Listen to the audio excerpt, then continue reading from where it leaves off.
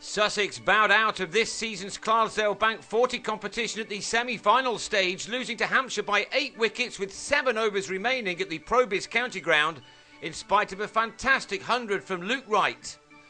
Sussex have a wonderful record at their home ground in one-day cricket this summer, so they must have felt very confident when the game got underway in front of a packed and expectant crowd on the south coast.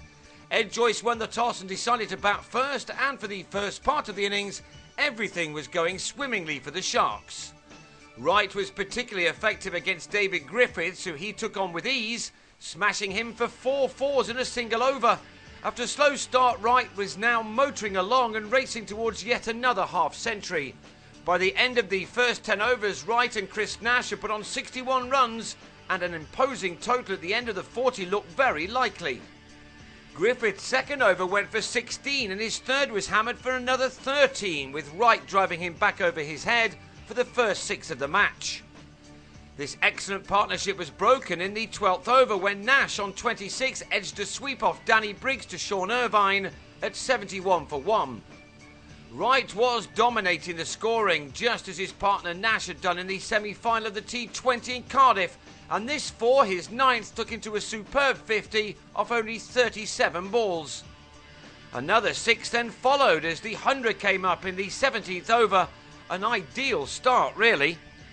Briggs and Chris Wood then started to just drag Hampshire back into this game, with the boundaries beginning to dry up a little. Wright still found the fence when he could, but it wasn't as often as earlier on. Matt Pryor has been a real basher when he's represented his county this year, but he didn't hit a single boundary in his 52-ball 28 before being bowled by Wood at 159 for 2 in the 29th over. But with Wright still there, the Sharks would have been looking at a total of around 250 from here, especially with the batsman completing his second successive 100 in this competition and his third overall this season from only 84 balls. That was his 14th 4 to go with his 2 sixes, and he'd set up the game rather nicely for his side once again. But the last 10 overs of the innings didn't go as planned after Joyce drove Briggs out to Liam Dawson in the deep before he'd got off the mark. Still, 250 looked very reachable, with Wright and Murray Goodwin both hitting Griffiths for 6s in the 34th over, which cost the weak link of the Hampshire attack another 19 runs, which closed Sussex in on the 200. But the final ball of that over saw Goodwin drive the under-fire bowler to Jimmy Adams in the covers. Crucially, Wright was out next ball as he cut Sean Irvine to Briggs to depart for a wonderful 122, which had been made off 100 deliveries.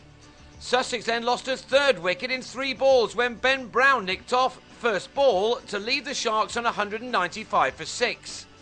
And incredibly, it was 4 wickets in 7 balls when Kirk Verners was soon out, to be followed by Michael Yardy in the next over. In a flash, Sussex had gone from 195 for 3 to 199 for 8, and in those moments this semi-final was slipping from their grasp. Will Beard did help them to 219 for 8 at the end of their allotted overs. They knew that that was below par, and so did Michael Carberry, who also knew that a good start would now put the Royals well ahead.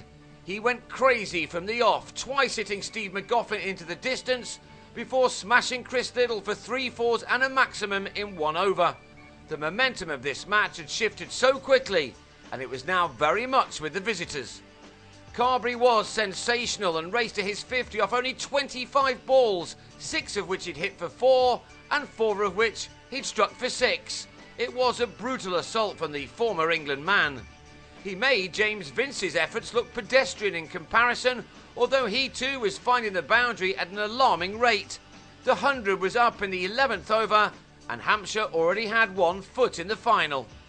Vince too made it to a 50, his coming off only 36 balls after he struck Nash for 3 successive 4s in the 12th over, by the end of which the visitors to Hove needed only 103 more runs to win, with all of their wickets intact. Well, for now at any rate, Sussex were given a glimmer of hope when Carberry, trying to add to his collection of 5 sixes, clubbed a ball from Beard down Longon's throat. He left with 68 runs to his name from just 36 balls. Vince was then bowled in Beard's next over to leave the Royals on 130 for 2, needing 90 more from the remaining 25 and a half overs. With the likes of Simon Katic and Adams now at the crease, that was never going to be a problem, and the two rather eased their side home from here. Filled with confidence from winning the T20 last weekend, Hampshire were always going to be a tough team to beat, even at home, but few would have expected the outcome of this contest to be so one-sided. In the end, with both batsmen making undefeated 40s, Hampshire sauntered over the line with 7 overs still in the bank.